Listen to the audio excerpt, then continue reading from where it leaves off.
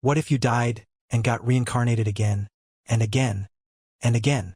What if dying wasn't the end, but only the beginning of another nightmare? Serena has already lived 3 miserable lives. In one life she worked herself to death. In another she was destined to become a villainess. And in the third she died as a human experiment. Now she wakes up again, back inside the body of the same villainess whose fate is already sealed. Divorced, hated, and surrounded by enemies. But this time, Serena isn't planning to follow the story's ending. Serena found herself lost in thought once again.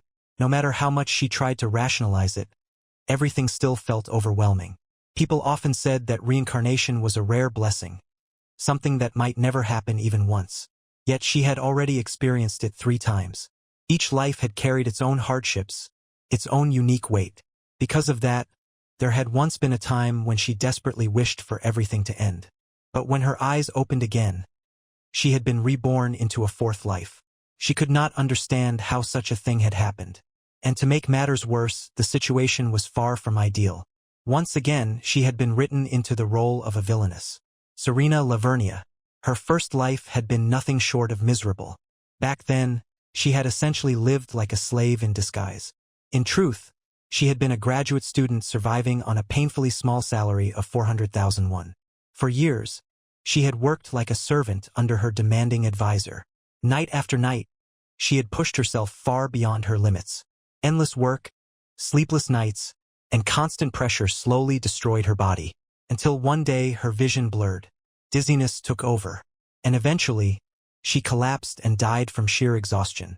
In that fleeting moment between life and death, a desperate prayer escaped from the depths of her heart. She begged God, if he truly existed, that in her next life she might be born into a rich family. A life without studying, without labor, without servitude, and it seemed that her wish had been granted. In her second life, she opened her eyes as the eldest daughter of the prestigious Lavernia family, a noble household known for its wealth and influence. It felt like she had been handed a golden ticket to life itself. Serena Lavernia. Her name was spoken with admiration. Her childhood was filled with luxury, comfort, and privilege. For the first time, she truly believed that life might finally be kind to her. But that belief shattered the moment she heard a certain name. One day, she had been formally introduced to someone. Her father informed her that her fiancé had arrived. Then a young man stepped forward. He introduced himself. Magnus von Kelleheinem. The moment Serena heard that name, a sinking feeling gripped her chest, because she had heard it before. Not in this life, but in a novel she had read during her first life. Magnus was not just anyone. He was the second male lead in a romance fantasy novel called Luck, Saint, and Fame. And the villainess in that very story was Serena Lavernia. Serena's breath caught as the memories surfaced. The villainess in the novel had been cruel, arrogant, and filled with malice. She had committed countless sins against the saintess, scheming, poisoning, even plotting murder. And in the end, she always met a horrifying fate. The novel described 4 different endings for her. In one, she died from poison while imprisoned. In another, she met a tragic death after kidnapping a child. In the third, madness completely consumed her mind. And in the worst ending of all, she was executed by quartering. Every possible ending was miserable. And Magnus, her supposed fiancé, played a central role in her downfall. In every version of the story, he despised her for tormenting the saintess. Their engagement, arranged by their families, was eventually broken. But he did not stop there. Magnus personally made sure that Serena lost everything. Her reputation, her status, her future. He destroyed it all. So when Serena met Magnus in her second life, fear immediately filled her heart. A terrifying thought echoed inside her mind. What if the story still happened exactly the same way? What if everything she loved, her comfort, her peace, her happiness, collapsed in an instant because of some unavoidable cliché? That was when she began thinking carefully. In the novel, Serena Lavernia had not always been a villainess. She only turned wicked after her debut in high society, when she met the saintess at the age of 16. But at that moment, Serena herself was only 8 years old, which meant the story had not begun yet. And that realization sparked a small hope. Maybe the future could be changed. If she never met the saintess, then the tragedy would never begin. The cliché could be avoided. With that determination, Serena made a decision. She would live quietly. No arrogance. No cruelty. No unnecessary attention. She would treat Magnus kindly, avoid conflicts, and maintain a peaceful life. Then, before the story could even begin, she would escape. Serena decided that once she turned 15, she would ask her family to allow her to enter a convent. And after a great deal of persistence, her parents finally agreed. By the time her 15th birthday arrived, Serena successfully entered the convent. For the first time in years, she finally felt relief. She believed she had escaped the story. She believed she was safe from every terrible ending. But fate had other plans. One day, while traveling by carriage, disaster struck. Without warning, the carriage lost control. The vehicle tumbled violently down a cliff, and Serena's consciousness faded away. When her eyes opened again, confusion flooded her mind. She clearly remembered the carriage falling. So why was she still alive? Where was she? Before she could understand anything, a man suddenly appeared. His voice was sharp and irritated. He demanded to know how long she planned to stand around doing nothing. Then he called a name, Gil, as if that name belonged to her. Still confused, Serena tried to respond. But the man continued speaking impatiently, asking for a report he had apparently requested earlier. This time, she had been reborn as the assistant of a medieval professor obsessed with dangerous experiments. In her first life, she had been exhausted from endless studying. And yet here she was again, forced to do the same thing. Her third life did not last very long. War eventually broke out, and the professor, her master, forced her to accompany him. He claimed it was his dying wish, and warned that if she refused, death would await her anyway. Confused and unwilling, Serena reluctantly agreed. But what followed was pure betrayal. One day, the professor pushed her into a strange chamber. With excitement in his eyes, he declared that she would become the first subject to test his newly built teleportation device. Serena desperately protested, but the professor was far too afraid to test the machine himself. So instead, he used her. Just like that, she became nothing more than a disposable test subject for his insane experiment. And soon after, death claimed her once again, for the third time. At that moment, Serena made one final wish. She no longer asked for wealth.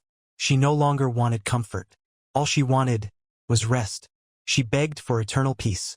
But when her consciousness returned once again, something felt strangely familiar. Slowly, she opened her eyes. Her body felt familiar. When she looked into a nearby mirror, the reflection staring back at her revealed the truth. Serena Lavernia. She had returned to that body again. But time had clearly passed. She was no longer the child she once was. Now she had grown into adulthood, and the dread filling her heart was unbearable. Had the carriage accident failed to kill her? Had the original Serena continued living after that moment? Had she gone on to become the villainess exactly as the novel described? If that was true, then it was already too late. The villainous ending had already begun. Meanwhile, elsewhere in the castle, voices echoed through the halls. A man asked if Serena was still confined in the annex. Another voice confirmed that she was. Orders were given immediately. She was to remain under strict surveillance. Under no circumstances should she be allowed to cause more trouble. And most importantly, the divorce agreement still needed to be signed. Back in her isolated room, Serena lay quietly on the bed. Her mind was in complete chaos. But one thought repeated itself again and again. She was absolutely doomed. When the morning light filtered into the annex chamber, Serena walked to the window and slowly drew the curtains apart. Sunlight poured into the room, spreading across the floor and illuminating the quiet courtyard outside. At its center stood a graceful fountain. For a moment, Serena simply stared at it. The sight felt strangely familiar, like something from a distant memory. Gradually, old recollections began surfacing. Memories from the first time she had visited the Kelahinem Duke's estate. She had discovered something unexpected. Companionship. It was the first place where she had experienced warmth, where she had met friends, where, for a short time, she had tasted a fragile kind of happiness. For someone who had never truly been embraced, that memory felt like a bittersweet treasure. Reality returned just as quickly. She was not standing in the heart of the Duke's estate. She was trapped in its abandoned annex, a residence meant only for those who had been cast aside. A According to the original story, Serena was supposed to become the Duchess. She should have been living proudly beside Magnus. But her current situation told a very different story. If she had been exiled to the Annex, then the divorce discussions had likely already begun. And judging by everything around her, she must have resisted them, which was why she had been confined here. That realization made her chest feel heavy. It meant more than a decade had passed since the carriage accident. The very accident that had marked the beginning of Serena's descent into villainy. Serena slowly collapsed back onto the bed. Her eyes stared blankly at the ceiling. Dark thoughts crept into her mind. In every one of her past reincarnations, misery had been the final outcome. 3 lives had already ended in failure. And now here she was again, back in the same body, facing the same doomed story. A question echoed inside her heart. Was death as the villainess truly unavoidable?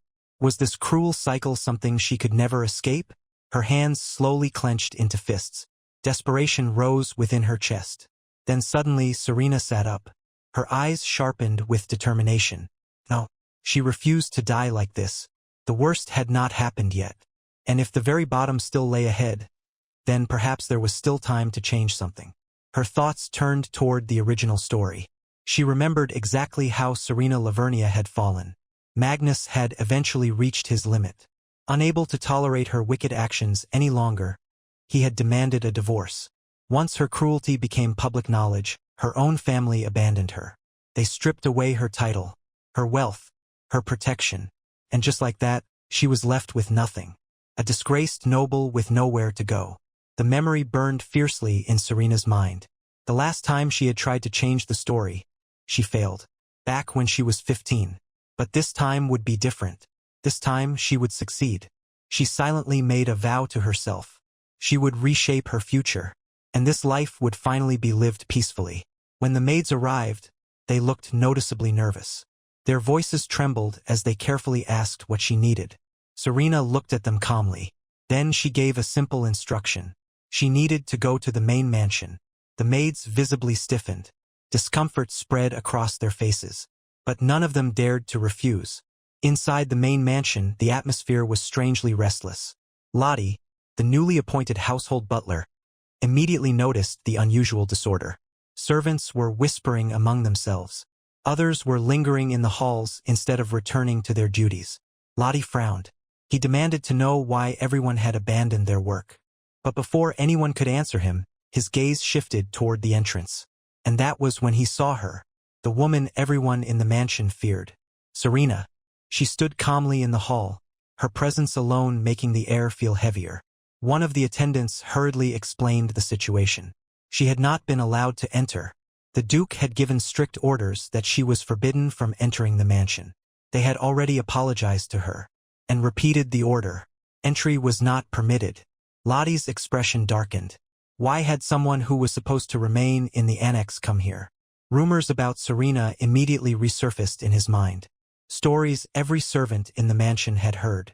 She had dismissed countless servants without mercy. She had publicly humiliated rivals at social gatherings. Some even whispered that she had physically harmed people she disliked. But her greatest crime was far worse. She had offended the crown princess. If the princess had not shown mercy, Serena would have already been executed. In Lottie's mind, she was nothing but a disgrace to the Kelahinem name. Still, protocol demanded politeness, so he approached her respectfully. He greeted her as the lady of the house. Serena looked at him quietly. Then she asked about the former butler, Pamel. Lottie explained that he had taken over the position because Pamel had grown too old to continue serving. Serena listened silently. Then she nodded slightly. Even in her childhood, Pamel had already seemed quite old. It was only natural that a successor would eventually replace him. But then Serena said something unexpected. Since Lottie was now the butler, authority rested with him, which meant he could allow her to enter the mansion. She explained calmly that she wanted to meet her husband, and that she was ready to comply with the request he had made earlier. Shock flashed across Lottie's face. The request? Did she mean the divorce? Serena's calm expression gave him the answer. She wanted to resolve the matter quickly. Then she politely asked if she could wait in the drawing room until Magnus arrived. All of this was said with a gentle smile. But that smile revealed absolutely nothing about what she was truly thinking. As Serena waited quietly in the entrance hall, her thoughts drifted once again. She now understood something clearly. The hatred directed toward her was far greater than she had expected, which meant her first priority was obvious. She needed to finalize the divorce as soon as possible. Only then could she finally gain her freedom. After that, she planned to travel to the Lavernia estate. There was something hidden there. Emergency funds she had secretly saved during her childhood. Her presence only brought disgrace to the family now. So leaving them behind would be her own decision. She began imagining a different future. Using the herbal medicine knowledge she had gained from her previous lives, she could start a small business somewhere quiet. A simple life, peaceful, free from interference. But another concern soon troubled her thoughts. The crimes committed in this body's name. Even if she had not personally committed them, the world still believed she had. That meant those accusations could become dangerous. What if someone holding a grudge decided to take revenge? For her own safety, those stains would need to disappear. Just as she was thinking about this, a familiar voice suddenly spoke behind her. A voice that sounded both aged and gentle. Serena slowly turned around. Standing there was Pamel, the old head butler who had once faithfully served the family. 10 long years had passed since their last meeting. Time had carved deep wrinkles across his face, but his eyes still carried the same loyalty she remembered. Seeing him stirred something unexpected inside Serena's chest. She had thought her heart had long grown numb from suffering. Yet for some reason, the sight of him warmed her slightly. Pamel greeted her with the same loyalty as before. However, to anyone listening nearby, the conversation might have sounded quite different. Serena spoke politely, but her words about his age and continued service could easily be misunderstood. To outsiders, it might have sounded like quiet disdain, as if she were saying his presence was no longer welcome, as if she wished he would retire soon so she would not have to see him again. Naturally, whispers began spreading through the mansion. Servants carried the story from one hall to another, until eventually the news reached the Duke himself. Serena Lavernia had come to the mansion, and she was asking for the divorce. When Magnus heard this, disbelief filled his expression. Anger quickly followed. He immediately demanded confirmation. Had she truly said that? He could not understand it. She had refused the divorce countless times before, so why would she suddenly agree now? Suspicion rose in his mind instantly, because to Magnus, there was only one possible explanation. Serena Lavernia was plotting something again. Yet beneath that anger, fragments of memory slowly began to stir. His thoughts drifted back to a time when Serena had been a completely different person. Back when she had been young, innocent, and surprisingly kind as his fiancée. In those days, they often sat beneath the shade of an old tree, speaking as though life stretched endlessly before them. He remembered one conversation clearly. He had once mentioned hearing rumors about the second prince of the Mule Kingdom raising a rebellion. He explained the situation thoughtfully, already analyzing possible strategies. Serena's reaction had been pure admiration. She looked at him with shining eyes and said it was impressive that he even knew such things. She complimented his intelligence. Then she joked that it was no wonder so many people wanted to pull him closer to the royal palace. But along with that praise, she had also shown concern. She gently told him that even someone as capable as him needed rest, and that he should take care of himself. Back then, despite their engagement being political in nature, Serena had seemed warm, kind, someone he could honestly say he liked. But everything changed 2 years later. Without warning, Serena left for the convent. Then not long after returning, she suffered a terrible accident. Her injuries were so severe that most people believed she would not survive. Yet somehow she did. Miraculously, she recovered. But when she returned, she was no longer the same person. It felt as if someone completely different had taken her place. The warmth she once carried disappeared. Instead, she began pursuing the crown prince. She ignored her fiancé entirely. And worse still, she openly harassed the crown princess. Even after becoming duchess, her behavior only grew more dangerous. Whispers spread through high society, rumors of schemes, and even talk of poison being placed in the crown princess's cup. Recalling all of this, the Duke muttered quietly to Pamel, his loyal attendant. He wondered what trouble Serena was causing now. Pamel responded cautiously. According to him, nothing unusual had happened in the mansion that day. The Duke immediately dismissed that answer. He insisted Serena could never remain quiet, not without stirring some kind of chaos. But as he thought about it further, something strange occurred to him. The mansion did not show its usual signs of destruction. No shattered decorations. No frightened cries from servants. There was not even the faint scent of blood in the air. The Duke frowned. It was difficult to believe Serena could remain this calm. Suspicion quickly replaced his anger. If she was quiet, then she must be planning something far worse. Eventually, he decided to see for himself. When the Duke and Pamela entered the drawing room, they immediately spotted Serena. She sat calmly on the sofa, reading a book. The Duke froze for a moment. This peaceful figure looked nothing like the chaos he expected. Serena glanced up briefly. Then she spoke casually to Pamela. If there were any cookies left, she asked that they be brought to her. Pamela bowed politely and agreed. The Duke stared at him in disbelief. Then he abruptly turned toward Pamela. Was Serena being starved in the annex? Pamela immediately denied the accusation. He insisted that nothing like that had happened. The Duke felt irritation rising again. But then another thought crossed his mind. Since Serena herself had said she wanted the divorce, perhaps she had simply not had time to cause trouble yet. If that was the case, then it would be better to resolve everything quickly and remove her from his life for good. Meanwhile, Serena quietly observed him.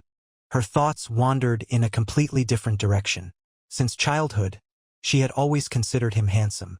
But now, with maturity and experience, he had grown even more striking. A small thought slipped through her mind.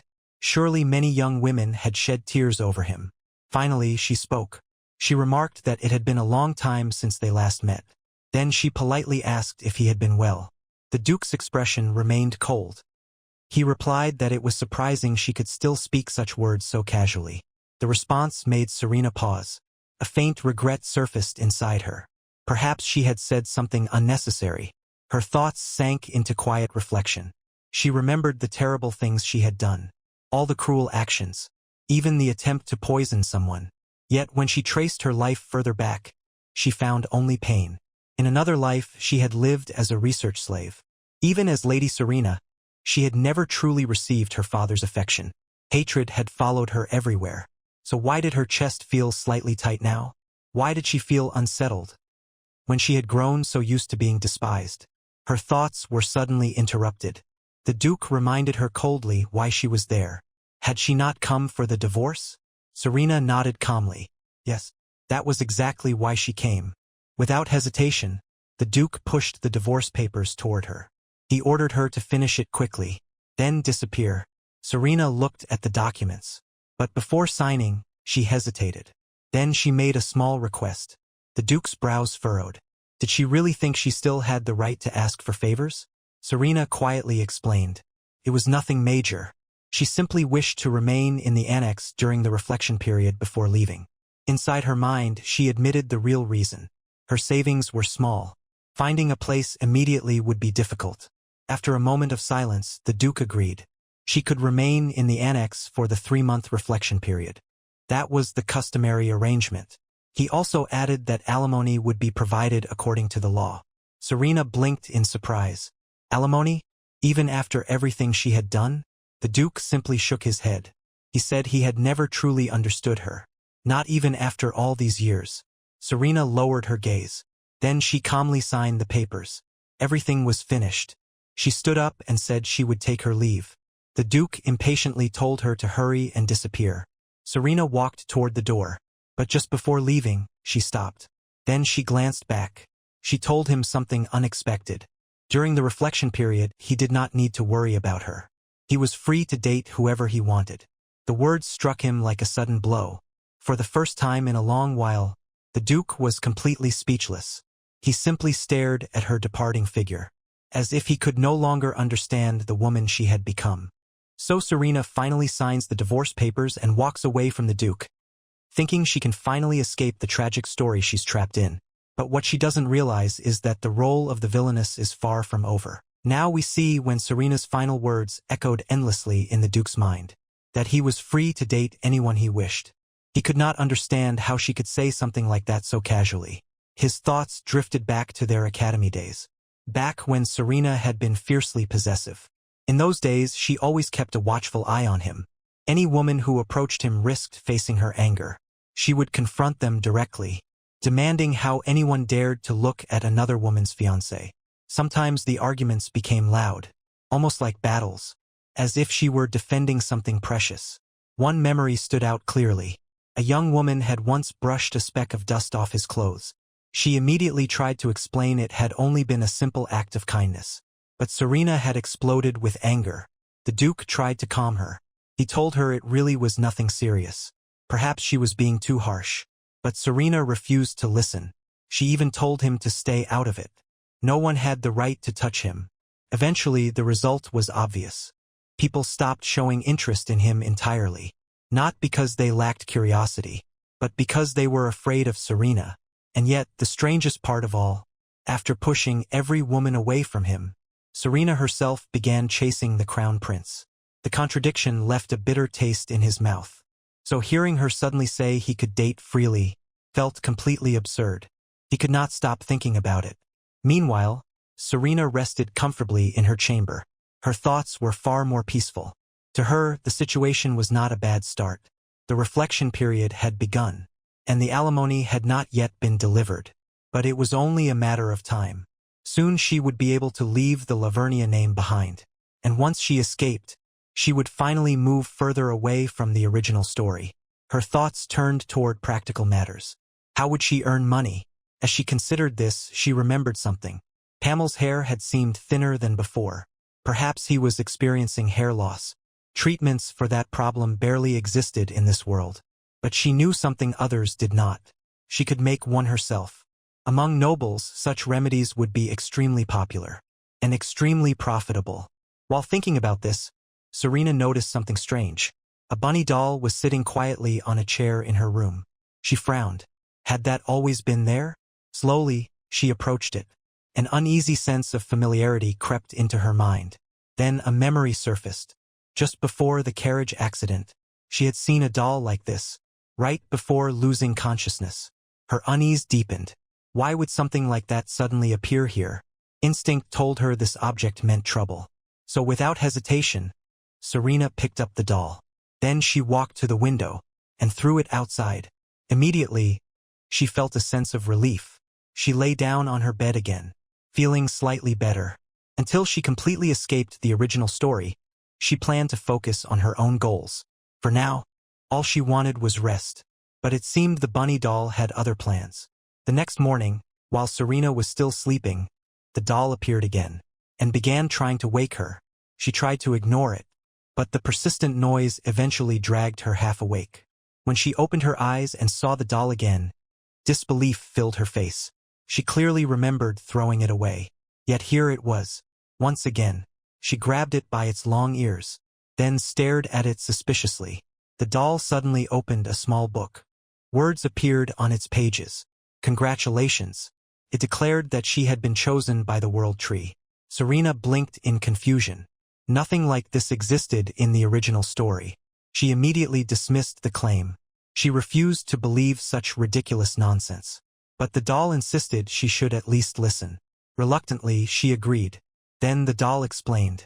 It was the spirit of the World Tree, and it had been searching for an outsider, someone destined to save this world. Serena quickly summarized the meaning in her mind. As an outsider, she had been chosen, but her thoughts rejected the idea instantly. Saving the world was the saint's role, not hers. If the spirit had come to her, then it clearly made a mistake. Inside her heart, she had absolutely no intention of working for world peace, or sacrificing her comfort for others. What she wanted was something much simpler: peaceful life, a massive and steady income, money flowing endlessly, while she relaxed in comfort. That was her true dream. Still, the doll continued pleading. It said she was the only outsider, the only one capable of completing the mission.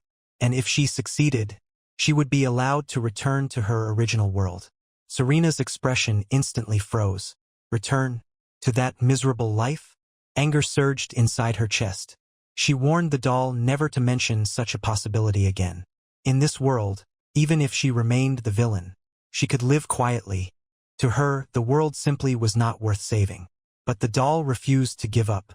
It insisted the world now faced a far greater danger than before, and if she saved it, she would be granted one wish, anything she desired, even if she did not want to return to her original world.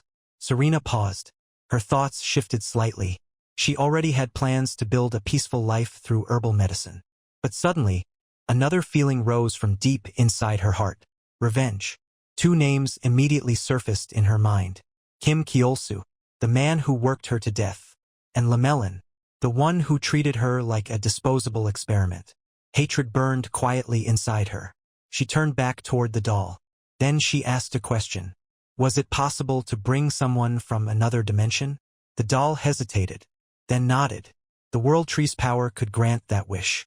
Serena pressed further. How many people could be brought? The doll thought carefully, then answered. It would be difficult, but 2 people could be summoned. Hearing that answer, Serena suddenly felt excited. Relief spread across her face. The doll misunderstood immediately. It assumed she wanted to bring someone dear to her. It even commented that despite her harsh personality, she must have a warm heart. Serena simply smiled. A cold smile. Then she asked the doll for one more thing. Proper contract. Something that would formally bind their agreement. The doll agreed without hesitation. It handed her a sheet of parchment. Serena calmly began writing. 2 names appeared on the page. The names she had never forgotten. As she finished writing them, a quiet promise formed in her mind. Everything they had done to her would be repaid. A low laugh escaped her lips. The sound made the doll shiver. For the first time, it began to wonder. Had it made a terrible mistake choosing her? The small bunny spirit began explaining the contract to Serena. Its voice carried a strange mix of gentleness and authority. The project, it said, was to save the world. But it would not be simple. Several conditions were attached to the contract. The first condition was clear. The contractor must fight the evil threatening the sacred world tree. She would need to work alongside the spirit and actively participate in the battle to protect it. The second condition was more enticing. If the project succeeded, the spirit of the world tree would grant the contractor a blessing, a power capable of changing her destiny forever. Then came the final condition. If the project failed, the contract would disappear entirely. Everything they had done would simply vanish. The bunny tried to reassure her. It promised that it would remain by her side, offering guidance and strength whenever her will began to falter. Then it declared something even more surprising. Serena had permission to form a direct contract with the very source of the world itself. As those words were spoken, the bunny slowly floated into the air. The small body began glowing. A brilliant light spread through the room. Serena instinctively shielded her eyes. The light was far too bright. Inside her mind, she wondered how something so small could produce such overwhelming radiance. The bunny spoke again. Before the contract could be completed, she needed to give it a name. Without that, the contract could not be finalized. Serena blinked in confusion. She had to name it too? That seemed unnecessary. Still, she began thinking. The first name that came to her mind was Cammy. The bunny immediately rejected it. Its voice carried clear disapproval. Was she really choosing such a careless name for something tied to an eternal contract? Once a name was chosen, it could never be changed. Serena stubbornly defended her choice. She insisted the name sounded cute. But every suggestion she made was rejected. Her irritation quickly grew. Why were none of her ideas acceptable? Finally, with a long sigh, she muttered another name. Nix. This time, the bunny's reaction changed completely. It brightened immediately. The spirit accepted the name without hesitation. From that moment forward, it proudly declared its name would be Nix. Serena stared at the small creature. Her thoughts felt strangely muddled. It still looked like nothing more than a doll. Yet somehow, she could have sworn it had just smiled. Nix then spoke solemnly. From this day onward, he would serve as her knight and her strength. He promised to stand firmly by her side, and he looked forward to working with her. Serena blinked in surprise. His tone sounded completely different now. It took her a moment to realize something. Earlier, Nix had likely been speaking on behalf of the World Tree. That was why his words sounded so formal. Now he was speaking as himself. She quickly shook her head. There was no need for such stiff behavior. She asked him to speak more casually. And instead of calling her master, he could simply call her Serena. Nix hesitated. He admitted that such a relationship felt unfamiliar. He had never worked this way before. Serena smiled faintly. They were not master and servant. They were partners. Two people working toward the same goal. Saving the world. Hearing those words seemed to move Nix deeply. He suddenly floated closer and hugged her tightly. Meanwhile, Serena quietly reflected on something. Friendship always made cooperation easier. Much easier than strict hierarchies. Nix soon regained his enthusiasm. With excitement, he announced that he would now explain how they were going to save the world. But before he could continue, Serena raised a hand. She had one suggestion first. A week later, the Duke sat in his study. Papers were scattered across his desk. But his mind was not on his work. It had already been a week since Serena returned to the mansion, and something about the atmosphere felt wrong. The mansion had grown strangely quiet. From the side of the room, Pamela asked politely if the Duke would like the windows opened. The Duke waved the idea away. But then he voiced the thought that had been bothering him. What if Serena had fallen seriously ill? Or worse, Pamela immediately dismissed the possibility. He assured the Duke that Serena had simply been staying in her room, handling everything by herself. But the Duke frowned. This behavior was nothing like the Serena he remembered. She used to attend 4 or 5 extravagant outings every week. Sometimes she even forced her way into gatherings where she had not been invited. Compared to that chaos, this silence felt unnatural. Pamela smiled faintly. Even he admitted that her behavior was unusual. The Duke leaned back in his chair. Lately, Serena's face had looked different. The twisted expressions filled with schemes and malice were gone. Instead, her face seemed calm, almost peaceful, as if the weight of countless regrets had suddenly disappeared. And strangely enough, that reminded him of the day of the carriage accident. Memories resurfaced. Back when Serena's eyes held warmth. Back when she only looked at him. The Duke abruptly shook his head, annoyed with himself. What kind of nonsense was he thinking? Pamela quietly suggested something. If the Duke was truly curious, perhaps he should simply check on her himself. The Duke scoffed immediately. He was not worried about her. Not at all. He only wanted to know what trouble she was planning this time. That was the only reason. With that excuse firmly in mind, he stood up, then walked straight toward Serena's chambers. Meanwhile, Serena lay sprawled across her bed, completely comfortable. He finally asked the obvious question. Was it really okay for her to remain this idle? Serena answered without hesitation. In another life, she had lived almost like a slave. Her freedom had been suffocated. So before saving the world, she needed rest, time to gather her strength. But deep inside her mind, another thought whispered. Even if the task involved saving the world, her personal dream was far simpler. She wanted a comfortable life. If the villainous Serena simply did nothing, then nothing terrible would happen. No one would interfere with her, and she would not need to worry about anything.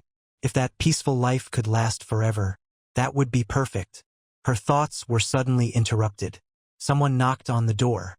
Serena frowned. Who dared disturb her? The servants were usually far too afraid to knock. Without even looking at the door, she spoke lazily. Just leave the food outside. She would handle it herself. But the person outside was no servant. The Duke pushed the door open and entered. He immediately walked to the windows, then pulled the curtains wide open. Sunlight flooded the room. Serena felt irritation rise instantly. One advantage of being the feared villainess was that no one dared bother her. She turned toward the intruder angrily. Who allowed someone to enter the Duchess's room without permission? Then she froze. It was the Duke. The Duke slowly looked around the room, his expression filled with disgust. He commented that the room had turned into a pigsty. Serena shot back immediately. Everything was perfectly fine. She knew exactly where everything was. But as his words echoed in her mind, her temper flared. Was he calling her a pig? Before she could react further, the Duke stepped forward. Without warning, he lifted her into his arms. Serena's eyes widened in shock. What exactly did he think he was doing? Ignoring her protests, the Duke raised his voice. He called for a maid immediately. When the maid arrived, he gave a strict order. Clean the room. Restore it to its original spotless condition. Under the strict command of Magnus, the servants had been ordered to clean Serena's room for nearly 10 minutes. Serena watched silently, her thoughts drifting as she observed the transformation. What had once been her precious sanctuary, dark, dusty, yet warm and comfortable, was now turning into a bright, polished chamber with an atmosphere that felt painfully stiff and unwelcoming. The little corner that had once been perfect for lazing around was completely gone. In its place stood a spotless space that seemed to demand discipline and order. Just looking at it made Serena feel strangely overwhelmed, as if simply existing in the room now required effort. The charm she had once loved had completely disappeared. Earlier, Magnus, the Duke, had remarked that calling her a pig might have been too harsh. Yet the words that followed were even more cutting. In fact, he had bluntly declared that pigs were far better than her. He even questioned how lazy someone had to be for their face to become that round in only a single week. Serena's chest tightened with anger at his harsh tone. Within her heart, she silently admitted that the gratitude she once felt toward him was slowly disappearing. Still, she reminded herself of something important. Magnus had always been a man of strict principles. From the very beginning, his personality had been shaped by discipline. Patience, she knew, was necessary. After all, he was still the one providing her with food and shelter. Taking a slow breath, Serena tried to calm herself. Then a thought suddenly crossed her mind. She pointed out that the Duke had never once visited the annex before. So why had he suddenly come today? Surely there had to be a reason. Magnus immediately replied with a sharp tone. According to him, the annex had been far too quiet lately, so he came to check what kind of trouble she was causing. But what greeted his eyes was nothing short of a disaster, because she had turned the entire room into a pigsty. With hesitant honesty, Serena admitted that perhaps she had gone a little too far in neglecting the room. But she quickly added that she had planned to clean it eventually. She also explained something else. Once she left this place, the room would surely be redecorated for the next Duchess anyway. So in the grand scheme of things, her neglect was rather meaningless. She promised that she would be more careful from now on. However, she also made a small request. No matter what she did, she hoped he would simply ignore it. Deep down, she already knew that Magnus would never actually do that, but saying it out loud still felt better. The truth was simple. She preferred being alone. Relying on others felt pointless, and detachment was far easier. But Magnus clearly had no intention of agreeing. He firmly declared that he could not ignore the matter. Since the house belonged to him, he could not allow it to be turned into a pigsty. His blunt words immediately silenced Serena, and in that moment, she couldn't help but think something bitter. It was never her well-being that he cared about, only the reputation of his household. Moments later, Magnus' eyes slowly drifted toward her clothes. He realized that earlier, he had been too distracted to notice what she was wearing. Her outfit was simple, but it immediately caught his attention. Serena casually replied that they were just pajamas, and since she was inside her own room, she could wear whatever she wanted. However, Magnus pointed out something unexpected. Being dressed like that while alone in a room with a man was rather inappropriate. Serena looked genuinely confused. What man was he even talking about? They were not that kind of couple. But Magnus calmly reminded her of one undeniable fact. Regardless of how they felt, they were still married. But something about Serena's sudden indifference was starting to bother Magnus more than he expected. And while Magnus is still trying to understand what's going on, Serena is already preparing her next move. But Magnus calmly reminded her of one undeniable fact. Regardless of how they felt, they were still married. Serena responded without hesitation. Their marriage had been arranged from the beginning, and since neither of them had ever liked each other, it hardly mattered. The divorce was already approaching. Soon enough, everything would be over. After all, the marriage had always been temporary. But inside Magnus' mind, things were not so simple. He knew her words were logically correct. Yet for some reason, an unfamiliar feeling stirred within him. Trying to make sense of it, he suddenly sat down on the bed. Then he reminded Serena of something she had once said. According to her, his face had been exactly her type. Serena immediately looked surprised. Had she really said something like that? Magnus confirmed it. He clearly remembered her teasing remarks from before. She had even warned him to stay away. Otherwise, she might end up pouncing on him. But the moment those words left his mouth, even Magnus himself looked confused. He couldn't help but wonder what kind of nonsense he was suddenly saying. Serena simply shrugged. Yes, She admitted his face was handsome, but that didn't mean she actually desired him. Her mind, however, wandered somewhere else entirely. In the original story she remembered, Magnus would eventually divorce her. After that, he would meet his true love. And together, they would live a happy and blissful life. It was the kind of fairy tale ending Serena could never imagine for herself. Noticing her distant gaze, Magnus suddenly asked why she was staring at him like that. Serena quickly brushed it off. Instead, she said something else. She believed his future wife would probably have him completely devoted to her. Even though he seemed harsh now, she felt that when he truly cared about someone, he would soften. Magnus' thoughts twisted uneasily at her words. First she told him he was free to see other women, and now she spoke as if he already longed for someone else. With visible frustration, he stood up from the bed. Then he firmly stated that the two of them were clearly not on the same page. He ordered Serena to avoid causing any trouble during her period of reflection. From now on, she was to remain quiet and obedient. Her meals would no longer be allowed inside her room. Instead, she had to eat in the dining hall. And if she continued eating in her room, everything inside it would be removed. But that wasn't all. Magnus added one final command. From now on, Serena would walk for 30 minutes every single day. The sudden declaration completely stunned her. Now he was even ordering her to exercise. Serena couldn't help but wonder why he was being so strict. Why did he even care this much? But in Magnus' mind, the answer was simple. He was merely fulfilling his duty as the master of the house. As he walked away, however, his thoughts quietly wavered.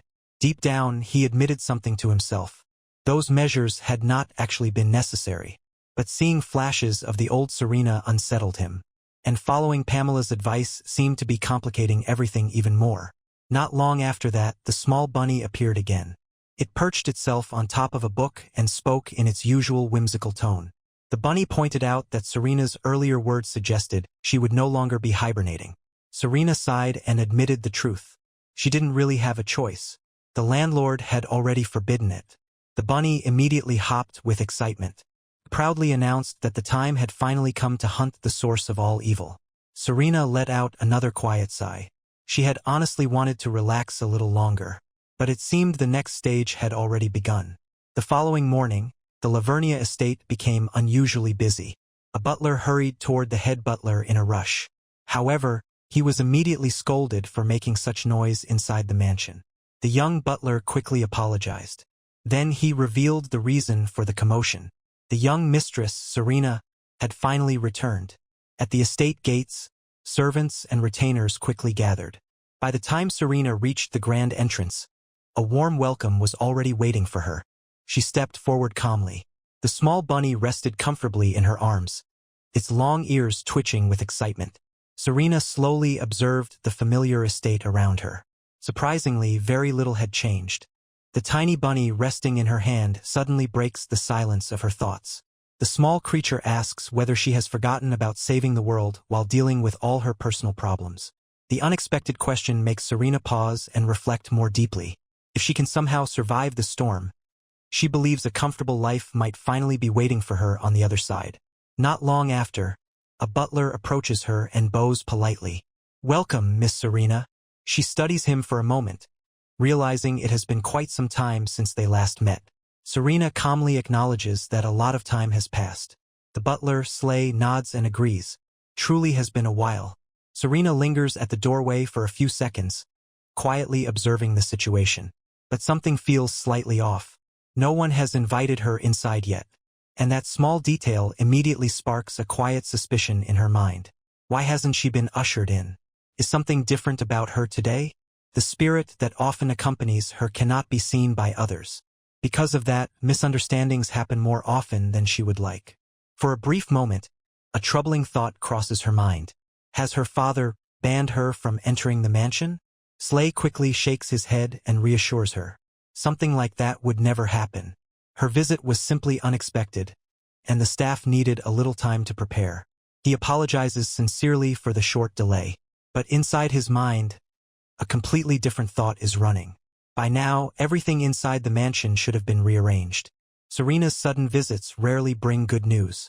And when she is in a bad mood, decorations and furniture often become the first victims. Slay silently prays that today will pass peacefully. At last, he announces that the preparations are complete. He politely offers to escort her inside. As they walk, Serena asks whether her family is currently in the mansion. Slay explains that both her father and her brother are attending an Imperial Council meeting. The topic being discussed there is Nocturne, an important matter for the Empire. Serena then asks about her younger brother. Slay explains that he is not only a rightful heir of the family, but also holds the honorable position of captain of the Imperial Knights. Hearing this, Serena quietly realizes something. If she wants to meet them, she will have to wait until they return. She calmly accepts the situation. Slay confirms that meeting the young master will indeed have to wait. Once she steps inside the mansion, Serena is greeted by the maids and attendants. They bow respectfully as she passes through the grand entrance hall. But Serena quickly notices something strange. Despite their polite greetings, their expressions seem tense, almost as if everyone is carefully walking on the edge of unease. As she continues walking through the mansion, her eyes drift toward familiar corners, places where she once played as a child.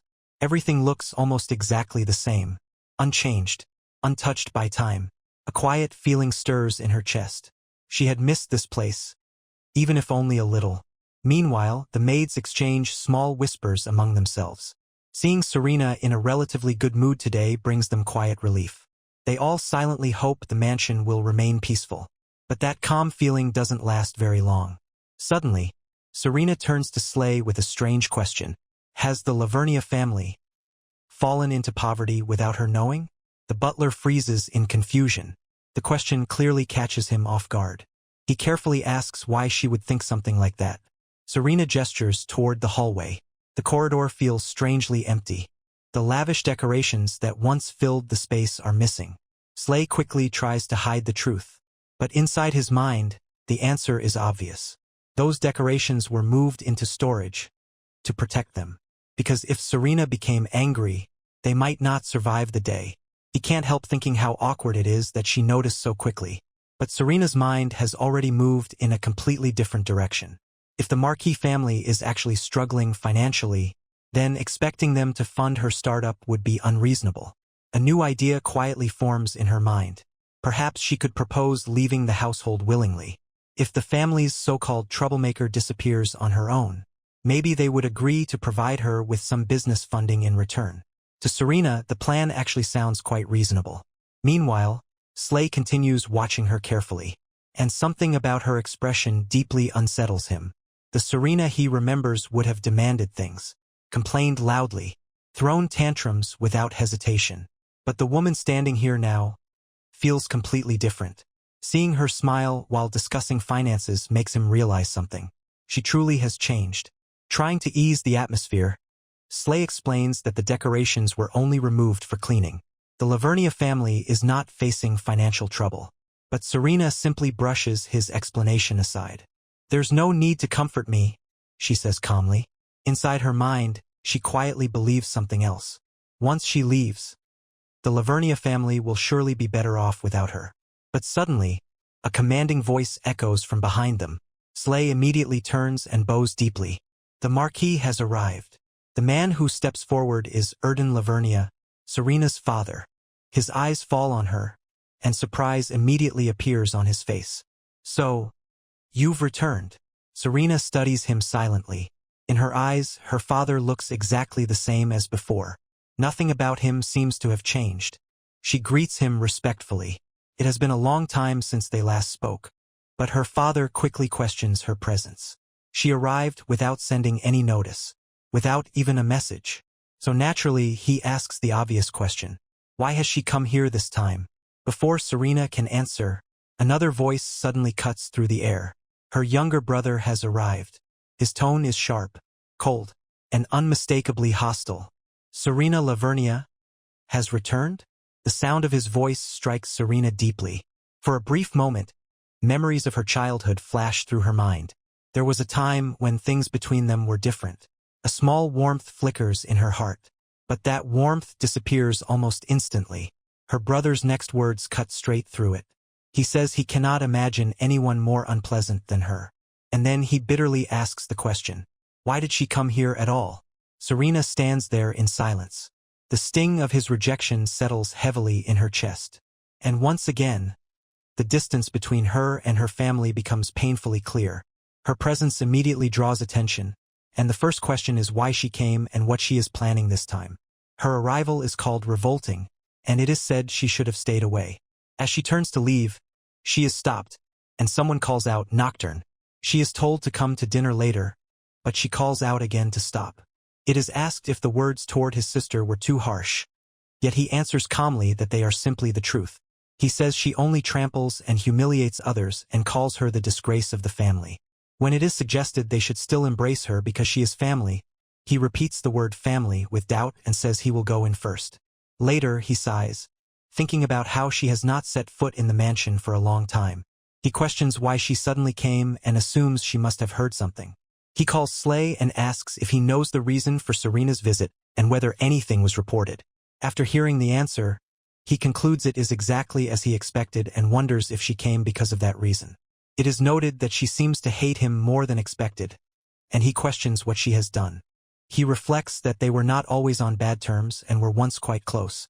The idea of family crosses his mind, and he wonders what it used to feel like. Even so, he repeats that she should have stayed away.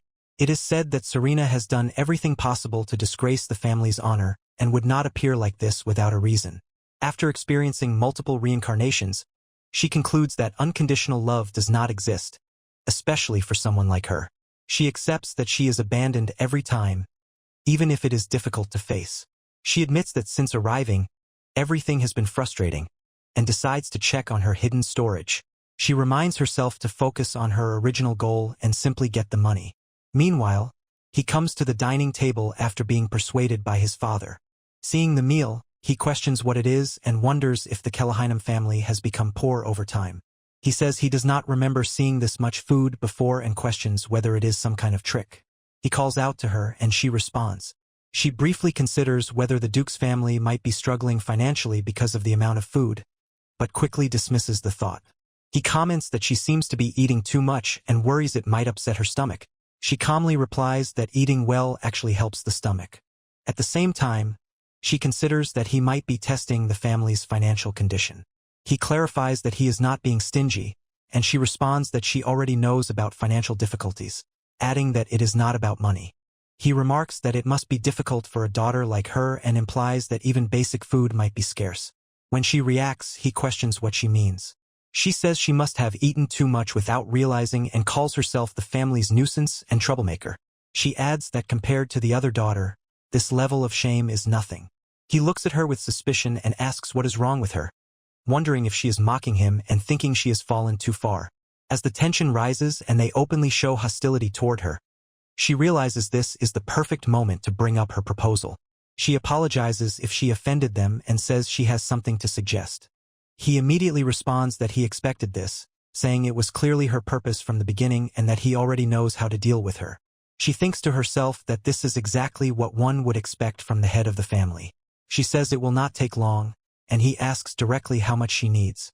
She asks for 10 million gold, explaining that it will be enough and that she plans to earn the rest herself. Even as she says it, she admits internally that she did not expect to succeed so easily on the first attempt. She recalls that she had prepared herself for rejection, especially since the Lavernia family treats her the same way as in the original story. When he asks if she is sure she does not need more, she realizes she may be more disliked than she initially thought. He asks again if she is certain she does not want a larger amount. It is pointed out that she only returns home when she needs money, so it is obvious she must need it now as well. She calls herself the family's disgrace and burden. Someone questions who would say such things to her, but she answers that hearing it from her own family is not surprising. He says 10 million gold may be too little and suggests giving her 50 million instead. It is assumed she came to buy new jewelry, and it is decided to give her enough so she will leave quietly. She insists that 10 million is enough and says she can repay it later. He tells her not to worry about repayment at all. At that moment, she realizes she is not expected to return the money. He says he has never felt this way before and calls her name. She responds that he is only stating the obvious and says she expected this outcome, calling it the price of being disowned. It is stated again that there is no need to repay such a large amount. She reflects that their relationship lasted for years but ends like this, describing it as bittersweet. He wonders whether things could have been different. She accepts the money and says she will take it gratefully, adding that she does not intend to hold on to any hope. It is said that this is for the best. He asks if she will stay the night, but she says she was about to leave. She admits she considered staying, but now feels it would be uncomfortable since he would likely dislike it. It is asked whether she came only for this purpose, and she confirms it was meant as an emergency fund. It is said that without needing money, she has no attachment to the house. He tells her to take care on her way out, and she agrees, saying she will send a message once she arrives. As she prepares to leave, he tells her that since she has received the money, she should submit the disownment application. She agrees without hesitation and tells him to proceed. She tells her father to stay healthy and leaves the mansion. A week later, she lies down, saying it has already been a week but she still feels tired. She wonders if it is because of the stress or the energy she used. The bunny beside her says she was chosen by the world tree, but she dismisses it, saying she only wants to rest. She reminds herself that there are still things she must do before fulfilling her wish, while the bunny tells her to wait until she is ready. She says she cannot remain like this forever and considers going out once she has enough gold. At that moment, someone calls out to her, asking what her problem is. She responds, and they ask how long she plans to keep lying there. She replies that she is keeping her promise by walking for 30 minutes each day, eating properly, and bathing regularly. He tells her that if she continues lying around, she might as well go outside and do something, but she refuses. She explains that she does not have money and must start earning if she plans to live independently after the divorce. He stops her and reminds her that she is still within the reflection period, meaning she still has the right to use his money. She says he is making things unnecessarily complicated and points out that he has enough money, so he should not spend it on someone who will soon become a stranger. He reflects that even after everything, he still found himself thinking about her. He then says it is absurd that she cannot even go shopping simply because she has no money and reminds her that she is still the daughter of the Lavernia family. She calmly replies that she can no longer use their money. He asks what she means, and she explains that she is no longer part of that family. He asks if the Marquis has cut her off, and she confirms it. She states clearly that she is being disowned by the Marquis of the Lavernia family. She thinks her father abandoned her, but the truth might be very different. Maybe one day, everything will be cleared. But for now, she is completely alone. No home, no support, and what comes next might be the beginning of something far worse. If you liked the video, don't forget to like and subscribe to our channel. Thank you for watching.